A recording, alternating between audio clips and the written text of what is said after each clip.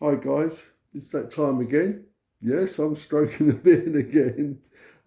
It's that time again where I sort of feel it necessary to come on and have another bit of a chat with you all.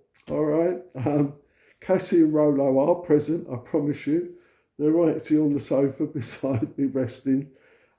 Just in case any of you are wondering, they're actually not under any type of instruction or command to be quiet. They're just on the sofa chilling next to me.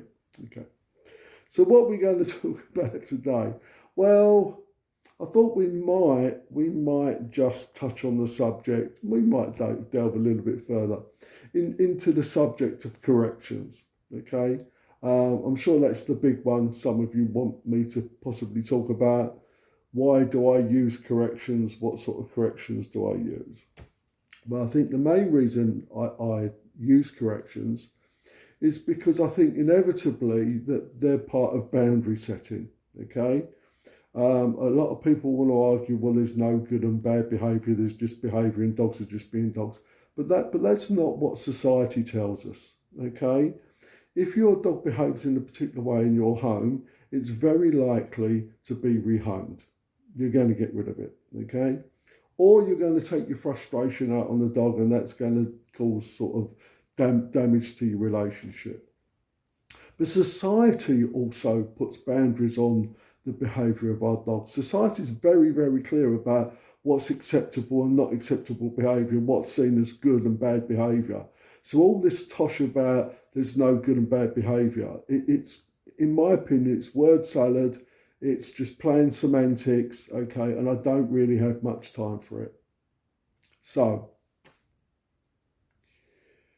let's just look at behaviour. Let's look at the need for corrections.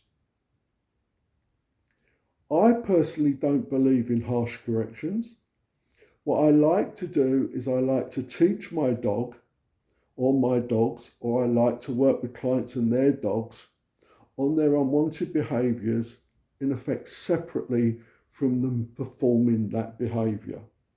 Now, that's not to say sometimes that those behaviours don't occur and we have to react rather than be active in our approach. And sometimes when I'm present with a client's dog, that there's a sudden behaviour that we really have to use, and we have to escalate the level of aversive control possibly. Most of the time we don't. Most of the time, if we know the dog's likely to perform that behaviour, we can use management. We can restrict the dog's movement. We may crate them, put them in another room, or simply just put them on a lead and under some level of control. So there is always that element, but generally speaking, we try and stay away from that as much as possible. So what I like to do, certainly with my dogs and the clients I work with, I like to teach my dogs very clearly, using clear communication, that some behaviours just really aren't acceptable and they really, really shouldn't do that. Okay? And what I tend to do is I tend to train and condition those, as I said, away from those behaviours, using little training scenarios, setting up little training scenarios where I can use minimally aversive consequences for not paying attention when I ask the dog to stop, or possibly warn it that that behaviour is not acceptable and it really shouldn't be doing it. Okay. Now, what those consequences are very, very individual to the dog and the circumstances, and particularly the sensitivity of the dog. There are a lot of people that claim not to use sort of corrections in their training. A lot of people claim to be force free or purely positive or whatever other term they want to use. But I can tell you quite often that those people are using corrections. They're either not aware of it, that what they're doing is possibly aversive to the dog, or maybe there's a little bit more of a clandestine approach going on where they know exactly what they're doing, but they're not admitting to it. Now, a simple gesture of putting your palm up to your hand, to your dog, okay, we would call that spatial pressure. And so many people do it that claim to be sort of force free. And a lot of dogs will find that quite aversive. A lot of dogs will find your facial expression, and particularly a hard stare, aversive. You standing close to them or next to them and getting in their space, aversive. So please don't believe everything that you're told, okay? But you can also, by what I've just described there, realise how possibly minimally aversive some of these consequences can be, and they don't actually involve being cruel or beating your dog, okay? It really is as simple as that. But what we use is very much dependent on the dog, and we do it in a training scenario, and we link it to either a marker or possibly an instruction that just tells the dog that really that's not acceptable, yeah, and they should cease doing it. Okay? So, why do I use corrections? What do they possibly look like? Well, I've just explained to you. Do sometimes we use a little vocal inflection? Yes, we do. Do we sometimes interrupt the unwanted behaviour if it occurs in front of us? Yes, we do. Now, if we stop the unwanted behaviour, then, or we interrupt it, that leaves a gap in the dog's repertoire, which we can now insert in the behaviour we would rather that they perform. But just trying to rely on teaching your dog what we call an incompatible behaviour. In other words, if your dog keeps jumping up, we teach the dog. Well, we don't teach the dog to sit, do we? We should have taught the dog to sit when it was a few weeks old. But what we do is we teach the dog that we want it to sit, and we give that instruction instead of it jumping up. The problem with that is that if there is no boundaries, if there is no consequence for not paying attention, that the dog will quite generally choose to perform the behaviour that it's rehearsing at the time, because it finds that much, much more rewarding, and has become a habit, it's become ingrained. Sometimes it's almost a reflex response through conditioning, okay? So the dog quite often will be left confused. And this is the other thing, okay? Now I'm going to give, I like a little bit of a story, and I like, to give you a little bit of an analogy to make you think about things critically.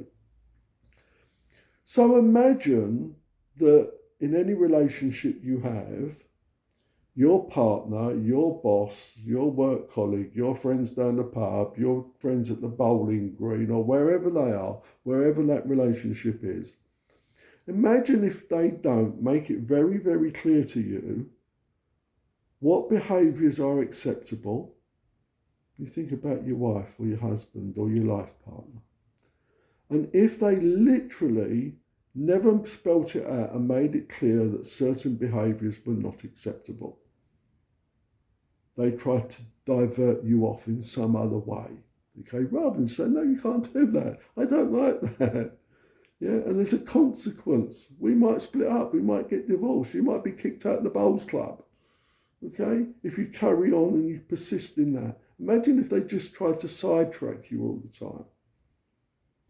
When I come home, or when you went home and found your cases packed and you was going to be rehomed, just like your dog, do you think it would be fair to you or that person or to your dog if they have to face the consequence without having it clearly spelled out that those behaviours are not acceptable? Because that's what we do with our dogs. We avoid correcting unwanted behaviours We avoid clear communication because we want to be kind and we want to love it. Yes, I love my dogs. I absolutely love my dogs. And I do want to be kind to them and I do want to nurture them. But the best way I can do that is keep harmony in the home, have a level of control when we're out so they're not overreactive. I like to use the term overreactive rather than reactive, or that their reaction is not appropriate, okay, rather than this blanket term of reactivity, okay? And I like to make it very, very clear.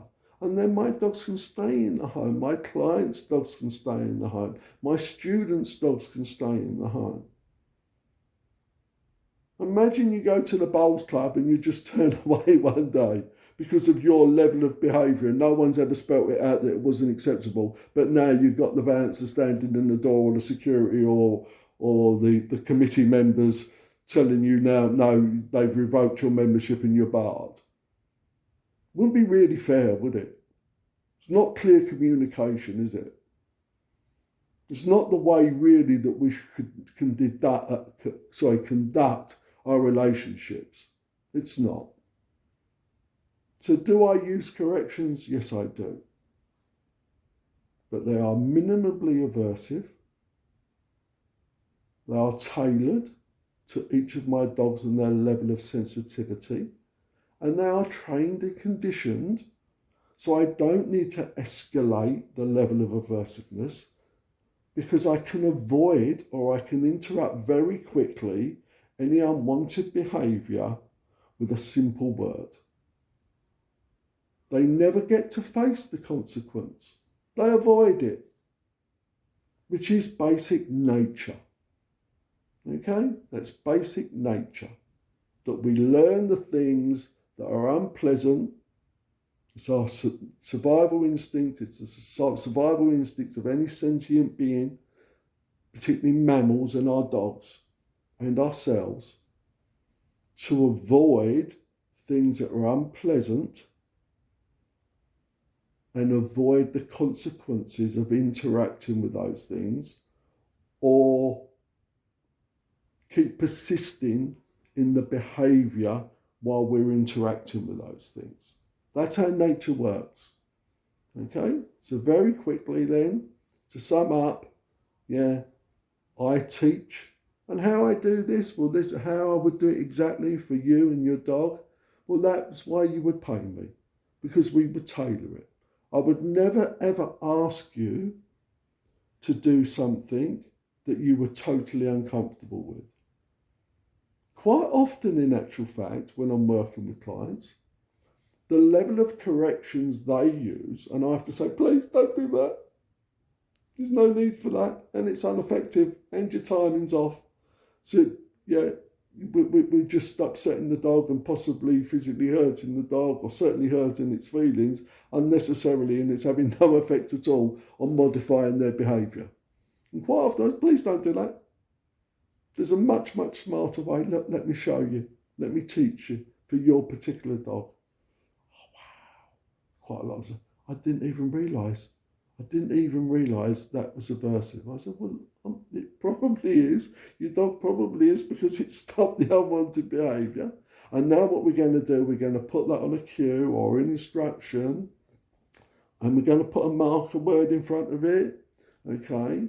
Or the marker word may blend into the instruction. Depends, okay? And so your dog doesn't persist in those unwanted behaviours. So the dog can live with us. It knows its boundaries. Its boundaries are how can I put this? Reinforced sensitively. Okay? And with your dog in mind and you in mind. So that's it. I'm going to say goodbye to you now. All right? And I'll speak to you again soon. Bye-bye for now.